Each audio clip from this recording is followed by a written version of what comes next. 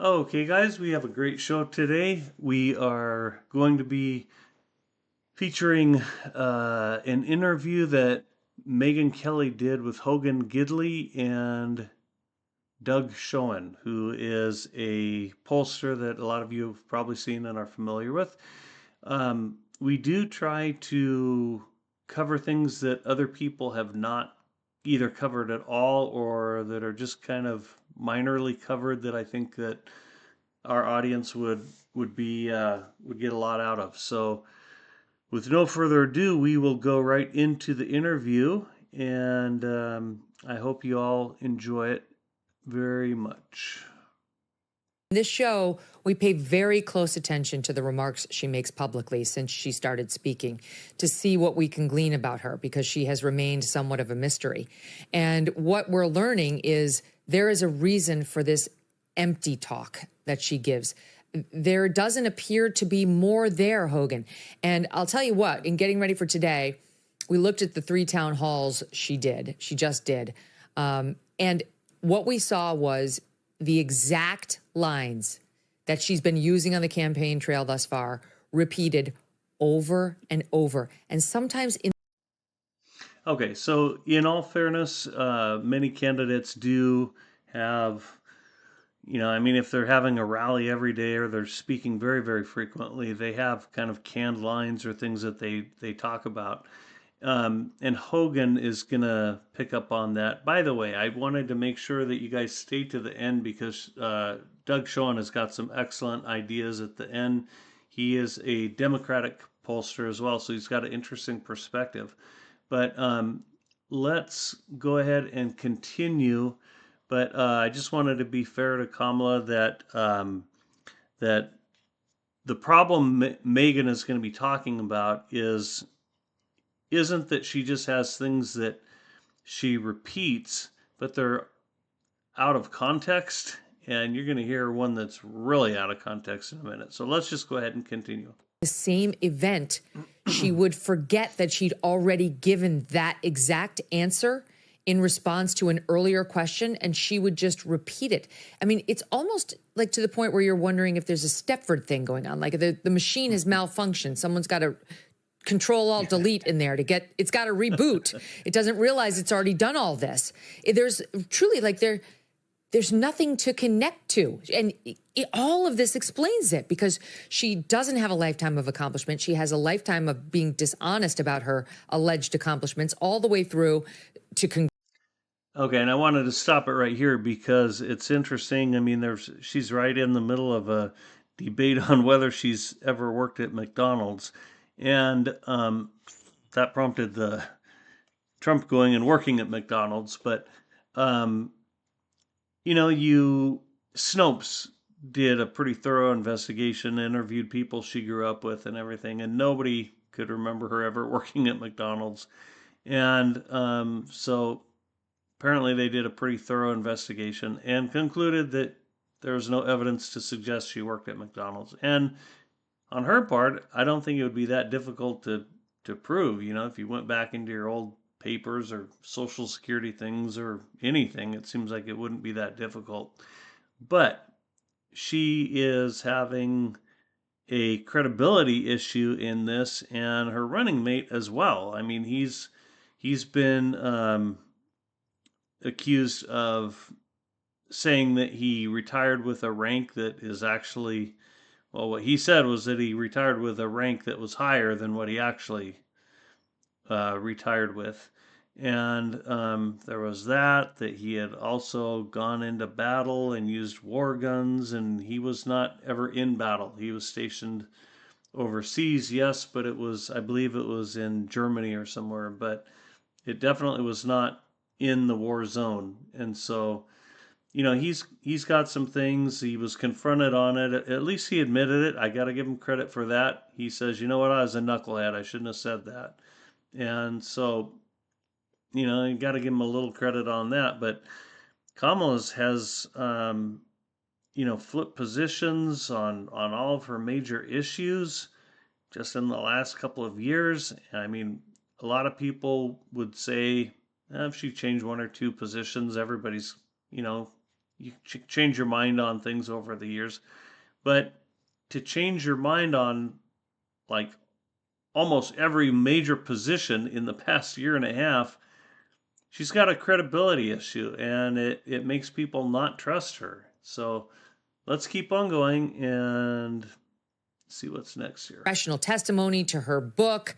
Now she ascends to these very powerful positions, at least on paper, and she's asked to go run for president, and she can't do it. So what we get is just repeat the line, repeat the line, repeat the line. Here's a sample. I mean, she really is in a difficult situation, one by her own making, but she was elected out of a very far left-leaning state, California, and was welcomed there.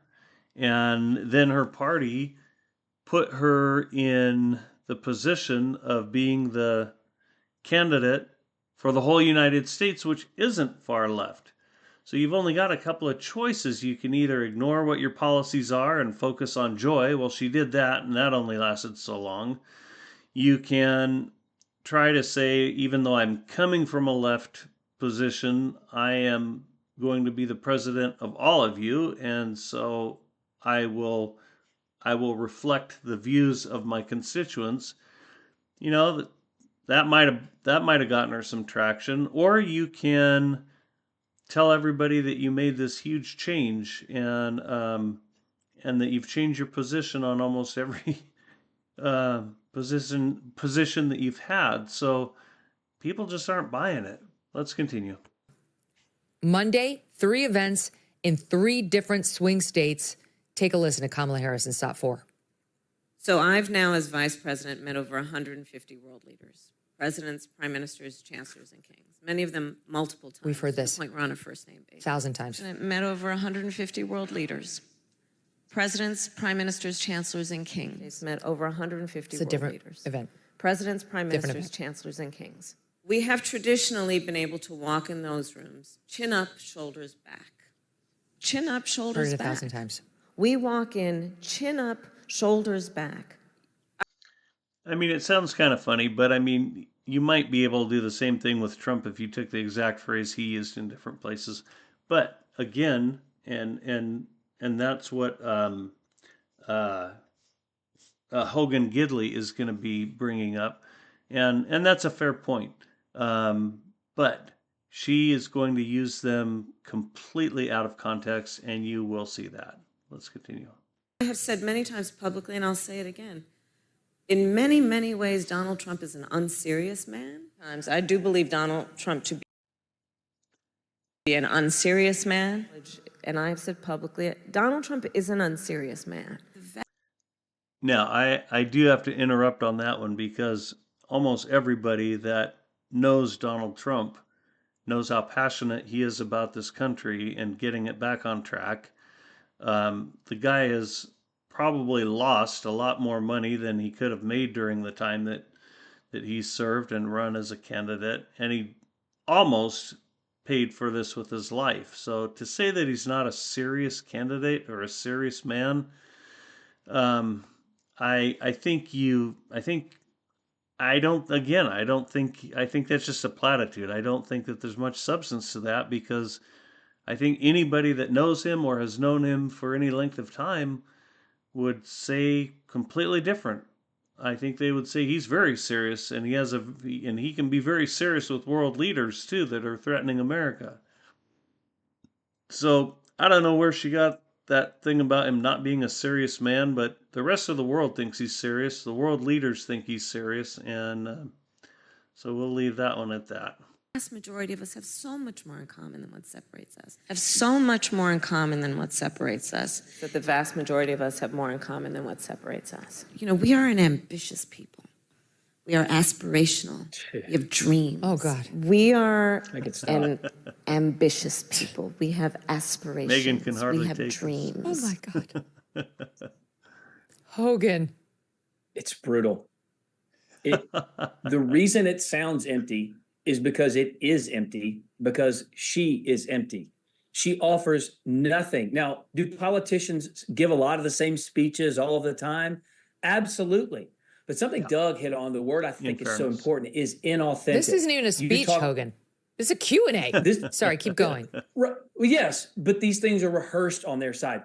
Listen, there was that story that came out. She had that like dinner party planned. And so she made her staff sit down with her at a table and even pour wine so she could. Yeah, no, that's not uncommon either. I know when somebody's going to be in a situation, the more practice you can give them, the more situations that might come up, they can practice it. They can feel more comfortable that, when they're in the real situation. So I don't think that's that unusual, but I think it's the point he makes after that that's kind of the kicker. Practice having a dinner party coming up. She could have stood at that McDonald's drive-through counter for a year practicing that and not been able to pull off what Donald Trump did. Of course, these things are staged and set up, but Donald Trump goes in there and he is a billionaire businessman and is comfortable with everybody he's around. He makes them. Yeah, and I didn't mean to interrupt him mid-thought there, but I think that's one of his hallmarks is that even when he was a developer, I think he felt a lot more comfortable, out there with the guys, finding out why they do stuff and how they pour the concrete a certain way and those kinds of things than he did, in the stuffy boardrooms.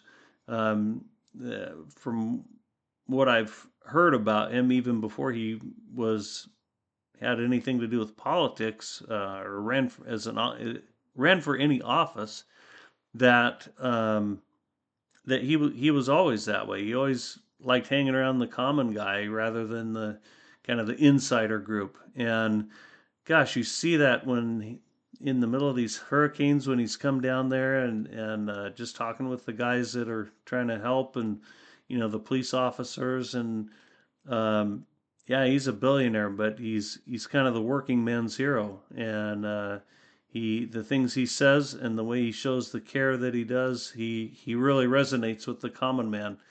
I mean, it's hard to believe that how many unions. I come from a union background, and I was shocked when I saw that any union would be supporting him, and then the Teamsters. I mean, I couldn't believe it. So I don't know if they gave an official endorsement, but um, I don't remember that. But at any rate, he's got a lot of union guys like him because he represents kind of the common everyday guy. So let's continue. Feel like they're the only person in the room. The media is not angry at Donald Trump because that whole thing at McDonald's failed. They're angry at him because it succeeded, and it succeeded showing the difference between someone like Donald Trump and someone like Kamala. You hit on it. It is the Control-Alt-Delete. It's almost Manchurian-ish. She is prepped and pre-designed and pre-programmed to say certain things at certain times. And even though she is given the questions in advance, even though she is given the answers in advance, they're scripted, ready to go, they still don't say anything that would do a single thing to fix the problems she herself created as vice president of the United States. And she looks around like all of these things in her campaign and all of these things in the country are happening to her, but they're happening because of her and her. I think that's one of his best points that he made. I mean, even Tim Walz, her running mate, said, "Gosh, we can't take another 4 years." Well, yeah, I think he kind of misspoke, or he wasn't supposed to say that. But I mean, I'm sure he was feeling it, and it just came out. The past 4 years have been brutal. Anybody on a fixed income has just seen the amount of that they can buy being a lot less, and people are hurting big time. They've gone through their savings, they're tapping into their credit. You can only tap into that so far, and then you get buried in debt. So, I mean, people are hurting. And so, yeah, let me keep going. Policies and her laziness. Every time I see this. Okay. All right, so I want to give you an example of some of what we're seeing here. So, Doug, you saw that first montage we did. We're being Yes. very fair. We're not taking it out of context. We watched the whole things. We watched all 3 of the town halls. We've been watching everything she does. This audience is far more familiar with Kamala Harris's speech than they want to be. This is her answering 2 different questions in Pennsylvania and Michigan. Take a listen to Top 5. How do you propose to help bridge this gap, making both child and elder care more affordable for hardworking families? You are a part of what we call the sandwich generation. I actually bring a personal experience to it as well. I took care of my mother when she was sick.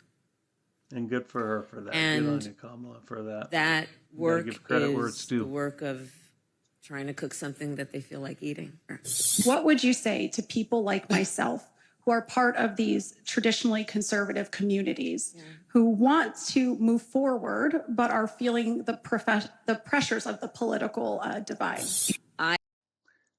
Okay, now this is the kicker right here question. All right, so the person said basically that she was a conservative.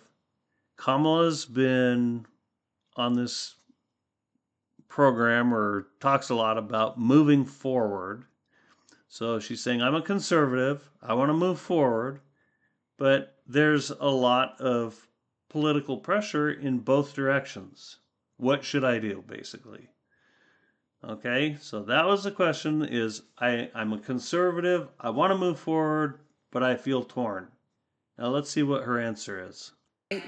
Actually, personal story, I took care of my mother when she was sick. It's about trying to cook something they feel like eating.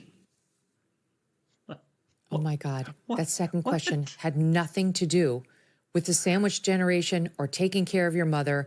And once again, how inane is it's about cooking something they want to eat. Like, Doug, there's nothing to hold on to. As a Democrat, as a lifelong Democrat, this is the weakest Democrat politician they've ever presented us to consider for I think president. a lot of people would agree with that. Well, it's why they want and wanted as short a campaign as possible, because the less time people have and had to get to know her, the better she did. Okay, now I can't resist saying something on that. I mean, if you are a handler or supporting a candidate and you're having to make everything shorter because the more people get to know her and her policies and hear the things she has to say, the worse off she does, something's wrong. I mean, it should be completely the opposite. It should be the more I like them, the longer I'm with them, the better I like them. You know, the more I hear them speak, the more the truth of what they say rings out. You know, the longer I'm with them, the more I see integrity and good things in them. Shouldn't be the opposite. If it's the opposite, and the more time goes on, like the less opinion you have of that person, there's something wrong. There's something big time wrong with that. So good on you, Doug. You know, you're a Democrat, but you're somebody that tries to speak the truth no matter what side it's on. And you had a kicker there, and I think it's a really important point. I think it's a really important point. It should be the exact opposite of that. The longer you get to know somebody, the more you like them, the more you see that they represent what you're all about. So big time something's wrong if it's the other way. Okay, let's let him finish. He is in what I think is a decline. It's not precipitous, Megyn, but as people see that there, as I said before, there's no substance. Increasingly, they're either moving to undecided. Some numbers are moving to Trump. From her. On this show, we pay. Okay, that was it. So it tried to go back to the beginning. But I think having a little technical issues tonight. Anyways, yeah, some really good points in that interview. Megyn Kelly. I was one of the. I like Megyn Kelly's broadcasts, but I thought this was especially good. So hope you guys enjoyed it as well, and I hope that we brought some points out, and further enhanced some different thoughts that came out. If you liked this broadcast, please give us a thumbs up. We could really use it. You can tell we're just starting off, and we want to bring quality and valuable programs. So please give us a thumbs up, comment. That helps us a lot. We would love to hear what your thoughts are on this and what parts of this whole thing stood out to you. I got kind of worked up on the last thing that Doug was talking about, but maybe there were some points that stood out for you guys that you'd like to comment and even further bring out. So please feel free to do that. And of course, you can subscribe as well. And so, anyways, everybody take care, and we got a race to the finish line here. You guys have a good night. Bye bye.